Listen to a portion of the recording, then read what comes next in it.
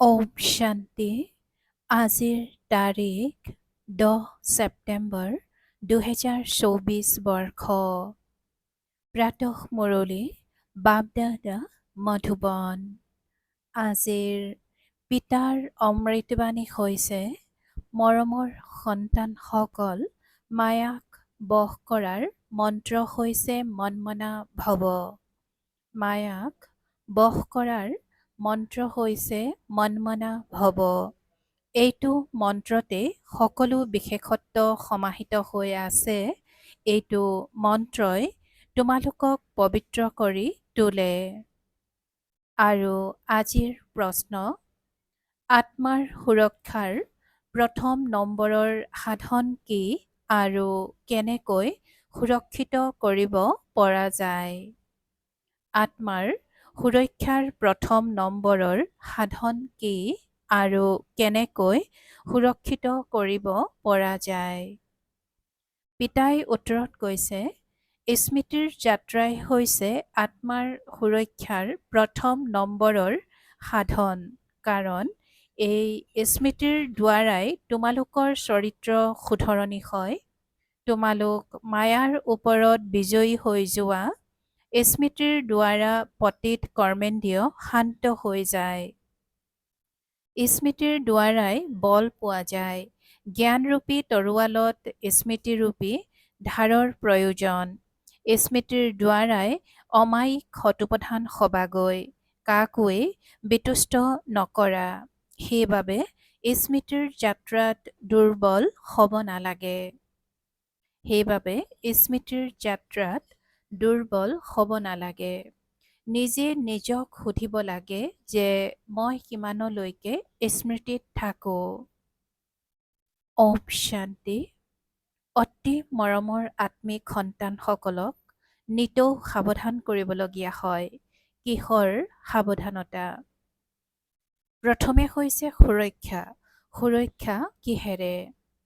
স্মৃতিৰ যাত্ৰাৰ দ্বাৰাই তোমালোক বহুত সুৰক্ষিত হৈ থাকা।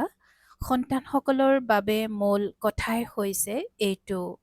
পিতাই বুজাইছে, তোমালোক সন্তানসকল যিমানেই স্মৃতিৰ যাত্ৰাত তৎপৰ হৈ থাকিবা, সিমানে আনন্দিত হৈও থাকিবা। আৰু আচৰণো ঠিক হ'ব, কাৰণ পবিত্ৰও হ'ব লাগে আৰু চৰিত্ৰও শুধৰাব লাগে। নিজক পৰীক্ষা কৰিব লাগে। মোৰ চৰিত্ৰ কাৰোবাক দোষ দিয়া ধৰণৰটো নহয়। মোৰ কোনো ধৰণৰ দেহ অভিমানটো নাহে। এয়া ভালদৰে নিজক পৰীক্ষা কৰিব লাগে।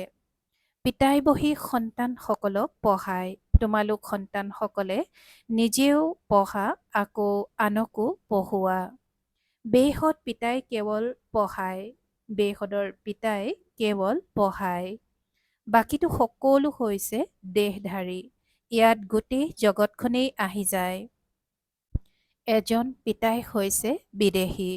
তেওঁ তোমালোক সন্তানসকলক কয় যে তোমালোকো বিদেশী হ'ব লাগে। মই আহিছোঁ তোমালোকক বিদেশী কৰি তুলিবলৈ। পবিত্ৰ হৈও তালৈ যাবা। শ্ৰী সকলকতো লগত লৈ নাযাওঁ। সেইবাবে প্ৰথমে মন্ত্ৰই এইটো দিয়ে। এইটো হৈছে মায়াক বশ কৰাৰ মন্ত্ৰ। পিতাই আজি কৈছে যে শ্ৰী সকলকতো লগত পিতাই লৈ নাযায়। সেইবাবে প্ৰথমে মন্ত্ৰই এইটো দিয়ে। এইটো হৈছে মায়াক বশ কৰাৰ মন্ত্ৰ। পবিত্ৰ হোৱাৰ বাবে এইটো মন্ত্ৰ। এইটো মন্ত্ৰত বহুত বিশেষত্ব সমাহিত হৈ আছে। ইয়াৰ দ্বাৰাই পবিত্ৰ হ'ব লাগে। মনুষ্যৰ পৰা দেৱতা হ'ব লাগে। নিশ্চয় আমিয়েই দেৱতা আছিলোঁ। সেইবাবে পিতাই কয়, যদি নিজৰ সুৰক্ষা বিচৰা, শক্তিশালী মহাবীৰ হ'ব বিচৰা, তেন্তে এইটো পুৰুষাৰ্থ কৰা। পিতাইটো শিক্ষা দিয়ে থাকিব। অৱশ্যে হয়, ড্ৰামা বুলিও কৈ থাকিব। ড্ৰামা অনুসৰি একেবাৰে সঠিককৈ চলি আছে, আকৌ আগলৈও বুজনি দি থাকিব। স্মৃতিৰ যাত্ৰাত দুৰ্বল হ'ব নালাগে। পিতাই আজি কৈছে যে স্মৃতিৰ যাত্ৰাত সন্তানসকল দুৰ্বল হ'ব নালাগে।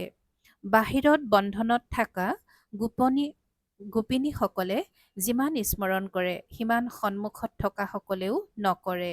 পিতাই কৈছে যে বাহিৰত বন্ধনত থকা গোপিনীসকলে যিমান স্মৰণ কৰে সিমান সন্মুখত থকা সকলেও নকৰে, কাৰণ তেওঁলোক শিৱ বাবাক সাক্ষাৎ কৰিবলৈ ধৰফৰাই থাকে। যিসকলে লগ পাই যায় তেওঁলোকৰ যেন পেট ভৰপূৰ হৈ থাকে। যিসকলে বহুত স্মৰণ কৰে তেওঁলোকেই উচ্চ পদ পাব পাৰে। দেখিবলৈ পোৱা যায় ভাল ভাল ডাঙৰ ডাঙৰ সেৱা কেন্দ্ৰ পৰিচালনা কৰা মুৰব্বীসকলো স্মৃতিৰ যাত্ৰাত দুৰ্বল। স্মৃতিৰ ধাৰ বহুত ভাল হোৱা উচিত। জ্ঞান তৰোৱালত স্মৃতিৰ ধাৰ নথকাৰ বাবে তীৰ নালাগেই, পুৰা মৰি নাযায়। সন্তানসকলে চেষ্টা কৰে যে জ্ঞান বাণেৰে পিতাৰ কৰি তোলো বা জীৱন্তে মৃত কৰি তোলো, কিন্তু নমৰে। তেন্তে নিশ্চয় জ্ঞান তৰোৱালত গোলমাল আছে। বাবাই যদিও জানে ড্ৰামা একেবাৰে নিখুঁতভাৱে চলি আছে, কিন্তু ভৱিষ্যতৰ বাবে বুজাই থাকিব নহয়। প্ৰত্যেকেই নিজৰ অন্তৰক সোধা, মই কিমানলৈকে স্মৰণ কৰোঁ। স্মৃতিৰ দ্বাৰাই বল পোৱা যাব। সেইবাবে কোৱা হয় জ্ঞানৰ তৰোৱালত ধাৰৰ প্ৰয়োজন। জ্ঞানটো বহুত সহজে বুজাব পাৰি। জ্ঞানটো বহুত সহজে বুজাব পাৰি। যিমানে স্মৃতিত থাকিবা সিমানে অতি অমায়িক হৈ যাবা। তোমালোক যেতিয়া শতপ্ৰধান আছিলা তেতিয়া অতি অমায়িক আছিলা। এতিয়া পুনৰ শতপ্ৰধান হ'ব লাগে। তোমালোকৰ স্বভাৱো বহুত অমায়িক হ'ব লাগে, কেতিয়াও বিতুষ্ট হ'ব নালাগে। এনেকুৱা বাতাবৰণ যাতে নহয় যে কোনোবা বিতুষ্ট হৈ যাব, এনেকৈ চেষ্টা কৰা উচিত, কিয়নো এই ঈশ্বৰীয় কলেজ স্থাপনা কৰাৰ সেৱা অতি উচ্চ। ভাৰতত বিশ্ববিদ্যালয়ৰ বহুত গায়ন আছে। ভাৰতত বিশ্ববিদ্যালয়ৰ বহুত গায়ন আছে। প্ৰকৃততে সেয়া বিশ্ববিদ্যালয় নহয়, বিশ্ববিদ্যালয়তো এখনেই হয়। পিতা আহি সকলোকে মুক্তি, জীৱন মুক্তি দিয়ে। পিতাই জানে যে গোটেই জগতত যিমান মনুষ্য আছে সকলো শেষ হৈ যাব। পিতাক আহ্বানো জনায় এইবাবেই যে সৃষ্টি সমাপ্ত কৰি নতুন সৃষ্টি স্থাপনা কৰক। সন্তানসকলেও বুজি পায় যে যথাযথ পিতাৰ আগমন হৈছে। এতিয়া মায়াৰ পাম্প অৰ্থাৎ জাকজমকতা কিমান। পম্পিয়াৰ পতনৰ খেলো দেখুৱাই ডাঙৰ ডাঙৰ অট্টালিকা আদি নিৰ্মাণ কৰি আছে, এয়া হৈছে পাম্প। সত্যযুগত ইমান মহলীয়া ঘৰ নিৰ্মাণ কৰা নহয়। ইয়াত নিৰ্মাণ কৰা হয় কিয়নো থাকিবলৈ ঠাইৰ অভাৱ। বিনাশ যেতিয়া হয় তেতিয়া সকলো ডাঙৰ ডাঙৰ ঘৰো খহি পৰে। আগতে ইমান ডাঙৰ ডাঙৰ অট্টালিকা নিৰ্মাণ কৰা হোৱা নাছিল। বোমা যেতিয়া নিক্ষেপ কৰিব তেতিয়া এনেকৈ খহিব যেনেকৈ তাজপাত খহে। ইয়াৰ অৰ্থ এইটো নহয় যে তেওঁলোকে মৰিব, বাকীসকল থাকি যাব। নহয়, যিয়ে য'তেই থাকিব, লাগিলে সাগৰতেই থাকক, পৃথিৱীতেই থাকক, আকাশতেই থাকক, পাহাৰতেই থাকক, উৰিয়েই থাকক, সকলো নাশ হৈ যাব। এইখন পুৰণি সৃষ্টি নহয় জানো? যি 84 লাখ যোনি আছে সকলো নাশ হৈ যাব। তাত নতুন সৃষ্টিত এইবোৰ একোৱেই নাথাকিব। ইমান মনুষ্যও নাথাকিব আৰু মহ, জীৱ-জন্তু আদিও নাথাকিব। ইয়াততো অনেক আছে। এতিয়া তোমালোক সন্তান সকলো দেৱতা হৈ আছা। পিতাই কৈছে যে এতিয়া তোমালোক সন্তান সকলো দেৱতা হৈ আছা, সেয়েহে তাত সকলো বস্তু শতপ্ৰধান হয়। ইয়াততো ডাঙৰ ব্যক্তিৰ ঘৰলৈ গ'লে দেখিবা তাত বহুত চাফ চিকুণতা থাকে। তোমালোকতো সকলোতকৈ উচ্চ দেৱতা হোৱাগৈ, ডাঙৰ ব্যক্তি বুলিও কোৱা নহয়। তোমালোক বহুত উচ্চ দেৱতা হোৱাগৈ, এইটো একো নতুন কথা নহয়। 5000 বছৰ পূৰ্বেও তোমালোক ক্ৰমানুসাৰে এনেকুৱা হৈছিলা। ইয়াৰ দ্বাৰা পিতাই কৈছে যে তোমালোক বহুত উচ্চ দেৱতা হোৱাগৈ, এইটো একো নতুন কথা নহয়। 5000 বছৰ পূৰ্বেও তোমালোক ক্ৰমানুসাৰে এনেকুৱা হৈছিলা। ইয়াৰ দৰে ইমান আৱৰ্জনা আদি তাত একোৱেই নাথাকিব। সন্তানসকল বহুত আনন্দিত হয়। আমি বহুত উচ্চ দেৱতা হ'মগৈ। আমাক পঢ়ুৱাওঁতা এক পিতাই হয়, যিয়ে আমাক বহুত উচ্চ কৰি তোলে। পঢ়াৰ ক্ষেত্ৰত সদায় ক্ৰম অনুসৰি স্থান লওঁতা থাকে। কোনোবাই কমকৈ পঢ়ে আৰু কোনোবাই বেছিকৈ পঢ়ে। এতিয়া সন্তানসকলে পুৰুষাৰ্থ কৰি আছে, ডাঙৰ ডাঙৰ সেৱা কেন্দ্ৰ স্থাপনা কৰি আছে। এইবাবেই যাতে ডাঙৰ ডাঙৰ ব্যক্তিসকলে গম পায় ভাৰতৰ প্ৰাচীন ৰাজযোগৰ গায়ন আছে। বিশেষকৈ বিদেশীসকল ৰাজযোগ শিকিবলৈ বেছি উৎসুক। ভাৰতবাসীৰতো বুদ্ধি তমোপ্ৰধান। তেওঁলোক তথাপিও তমো বুদ্ধিৰ সেইবাবে তেওঁলোকৰ ভাৰতৰ প্ৰাচীন ৰাজযোগ শিকাৰ চখ থাকে। ভাৰতৰ প্ৰাচীন ৰাজযোগ প্ৰসিদ্ধ, যাৰ দ্বাৰাই ভাৰত স্বৰ্গ হৈছিল। বহুত কম সংখ্যক আহে যিয়ে সম্পূৰ্ণকৈ বুজি পায়। স্বৰ্গ হেভেন অতীত হৈ গৈছে, সেয়া আকৌ নিশ্চয় হ'ব। হেভেন অথবা পেৰেডাইজ হৈছে বিশ্বৰ আশ্চৰ্য। স্বৰ্গৰ নাম কিমান প্ৰসিদ্ধ। স্বৰ্গ আৰু নৰক, শিৱালয় আৰু বেশ্যালয়। সন্তানসকলৰ এতিয়া ক্ৰমানুসৰি স্মৃতি উদয় হৈছে যে আমি এতিয়া শিৱালয়লৈ যাব লাগে। তালৈ যাবলৈ শিৱ বাবাক স্মৰণ কৰিব লাগে। পিতাই কৈছে যে সন্তানসকলৰ এতিয়া ক্ৰমানুসৰি স্মৃতি উদয় হৈছে যে আমি এতিয়া শিৱালয়লৈ যাব লাগে। তালৈ যাবলৈ শিৱ বাবাক স্মৰণ কৰিব লাগে। তেওঁৱে সকলোকে লৈ যাওঁতা পাণ্ডা। ভক্তিক ৰাত্ৰি বুলি কোৱা হয়, জ্ঞানক দিন বুলি কোৱা হয়। এয়া হৈছে বেসদৰ কথা। নতুন বস্তু আৰু পুৰণা বস্তুৰ মাজত বহুত পাৰ্থক্য থাকে। এতিয়া সন্তানসকলৰ অন্তৰে বিচাৰে, ইমান উচ্চতকৈও উচ্চ পঢ়া আমি ডাঙৰ ডাঙৰ ঘৰত পঢ়ুৱালে তেতিয়া ডাঙৰ ডাঙৰ ব্যক্তিসকল আহিব। এজন এজনক বহুৱাই বুজাবলগীয়া হয়। দৰাচলতে পঢ়া বা শিক্ষাৰ বাবে একান্তত স্থান থাকে।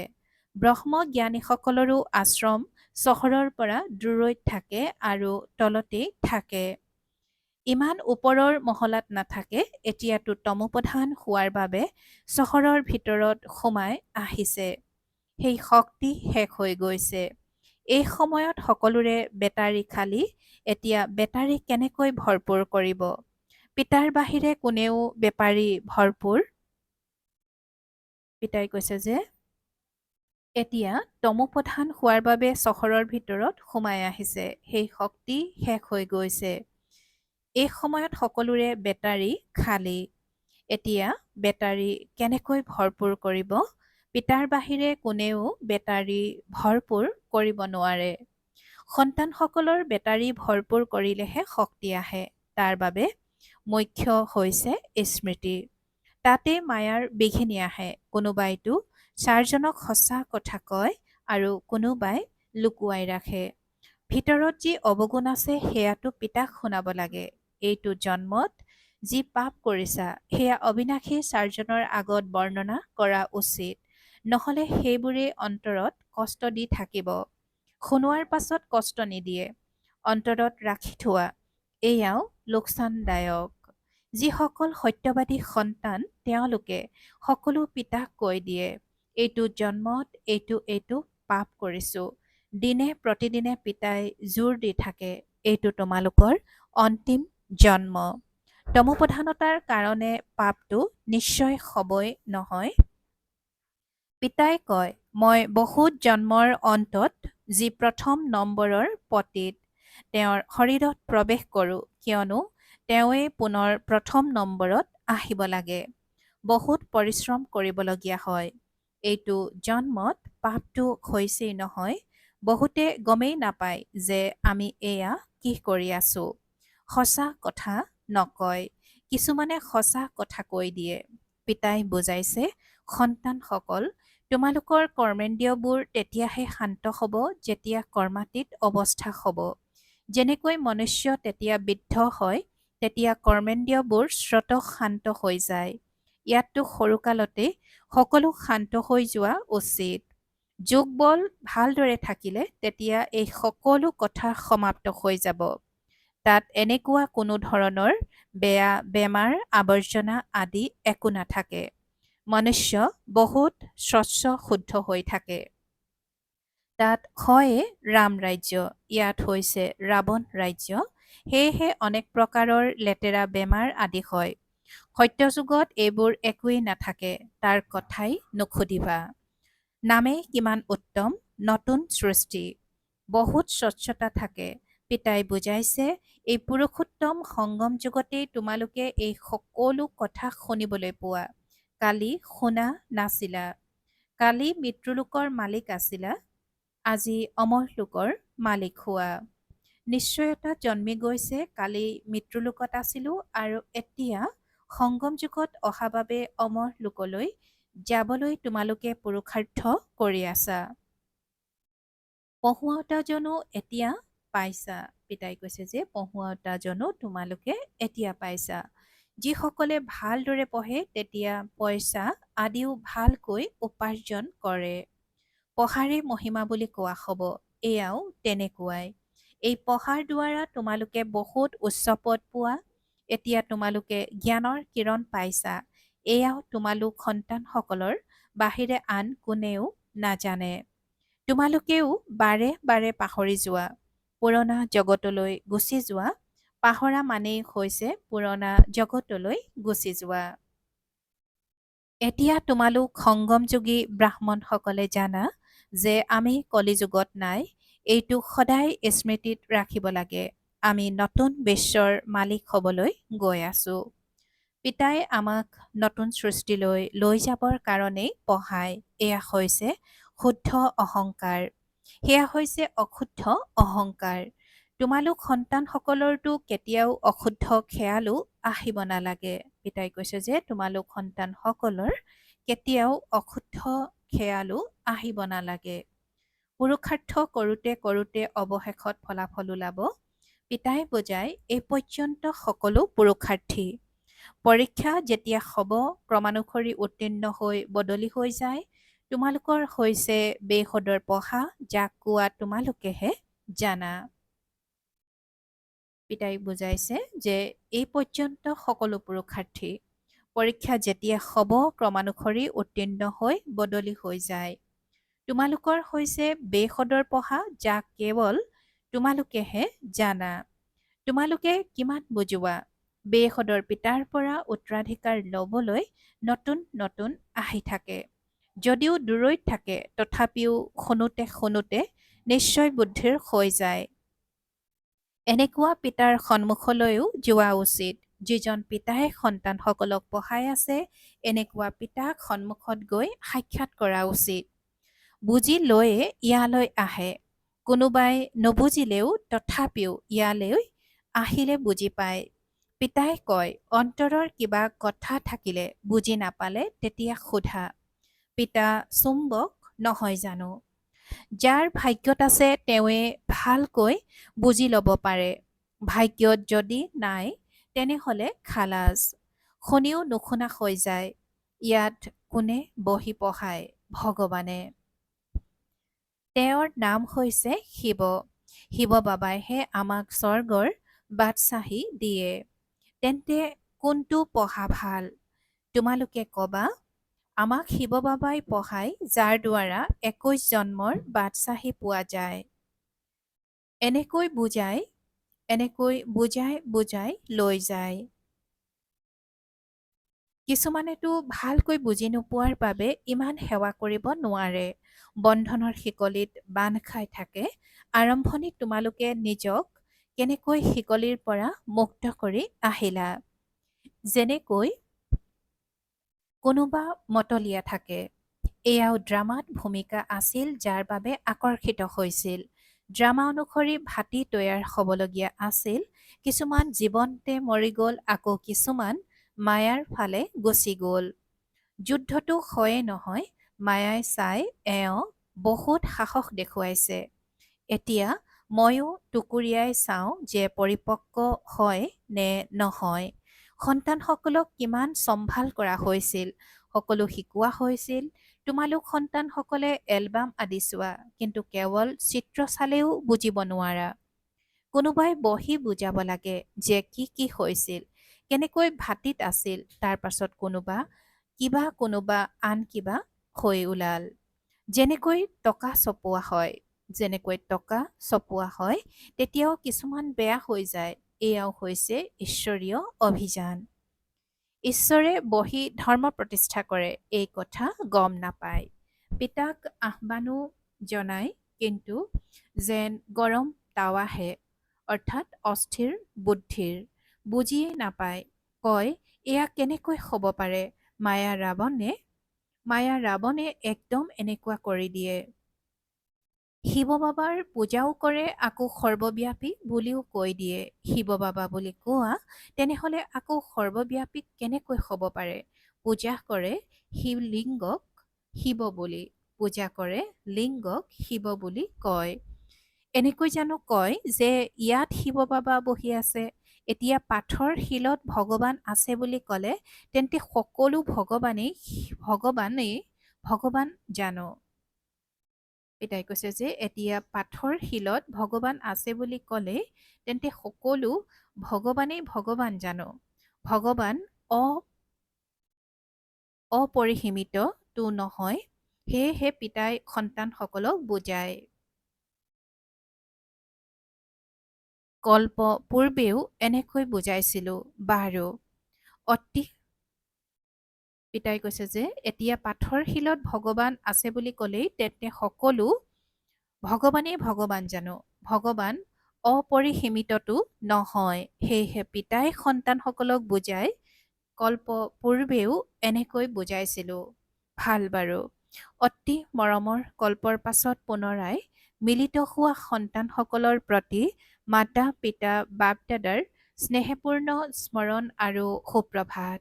আত্মিক পিতাৰ আত্মিক সন্তানসকলক নমস্কাৰ, আৰু আত্মিক সন্তানসকলৰ আত্মিক মাত পিতা আৰু বাপ দাদাৰ প্ৰতি স্নেহপূৰ্ণ স্মৰণ আৰু সুপ্ৰভাত আৰু নমস্কাৰ। আৰু আজিৰ ধাৰণাৰ বাবে মুখ্য সাৰ প্ৰথমতে এনেকুৱা মধুৰ বাতাবৰণ সৃষ্টি কৰিব লাগে য'ত কোনোৱেই বিতুষ্ট নহয়। পিতাৰ সমান বিদেশী হ'বলৈ পুৰুষাৰ্থ কৰিব লাগে। স্মৃতিৰ বলেৰে নিজৰ স্বভাৱ অমায়িক আৰু কৰ্মেন্দ্ৰিয় শান্ত কৰিব লাগে। স্মৃতিৰ বলেৰে নিজৰ স্বভাৱ অমায়িক আৰু কৰ্মেন্দ্ৰিয় শান্ত কৰিব লাগে।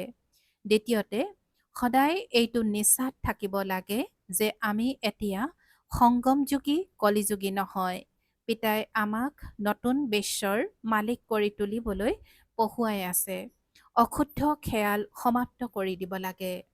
আৰু আজিৰ বৰদান, অকাল সিংহাসন আৰু অন্তৰ সিংহাসনত অধিষ্ঠিত হৈ সদায় কৰ্ম কৰোঁতা কৰ্মযোগী হোৱা। অকাল সিংহাসন আৰু অন্তৰ সিংহাসনত অধিষ্ঠিত হৈ সদায় শ্ৰেষ্ঠ কৰ্ম কৰোঁতা কৰ্মযোগী হোৱা। আৰু আজিৰ বৰদানৰ ব্যাখ্যা, এই সময়ত তোমালোক সকলো সন্তানে দুখন সিংহাসন পাইছা, এখন অকাল সিংহাসন আৰু আনখন অন্তৰ সিংহাসন। কিন্তু সিংহাসনত তেওঁৱেই অধিষ্ঠিত হয় যাৰ ৰাজ্য থাকে। যেতিয়া অকাল সিংহাসনৰ অধিকাৰী হয় তেতিয়া স্বৰাজ্য অধিকাৰী হয়, আৰু পিতাৰ অন্তৰ সিংহাসনৰ অধিকাৰী হ'লে পিতাৰ উত্তৰাধিকাৰৰ অধিকাৰী হয়। য'ত ৰাজ্য-ভাগ্য সকলো আহি যায়। কৰ্মযোগী অৰ্থাৎ দুয়োখন সিংহাসনৰ অধিকাৰী। এনেকুৱা সিংহাসনৰ অধিকাৰী আত্মাৰ প্ৰতিটো কৰ্ম শ্ৰেষ্ঠ হয়, কিয়নো প্ৰতিটো কৰ্মেন্দ্ৰিয় বিধি আৰু আদেশ অনুসৰি চলি থাকে।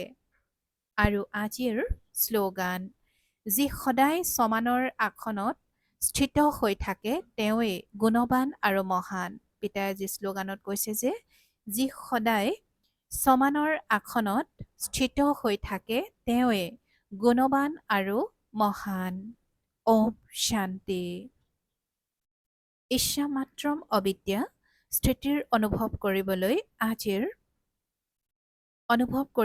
আৰু কৰাবলৈ আজিৰ অব্যক্ত সংকেত। ইচ্ছামাত্ৰম অবিদ্যা স্থিতিৰ অনুভৱ কৰিবলৈ আৰু কৰাবলৈ আজিৰ অব্যক্ত সংকেত। আমি সকলো ঈশ্বৰীয় সন্তান, দাতাৰ সন্তান, সৰ্বপ্ৰাপ্তি জন্মসিদ্ধ অধিকাৰ। এইটো সম্ভ্ৰমত থাকা।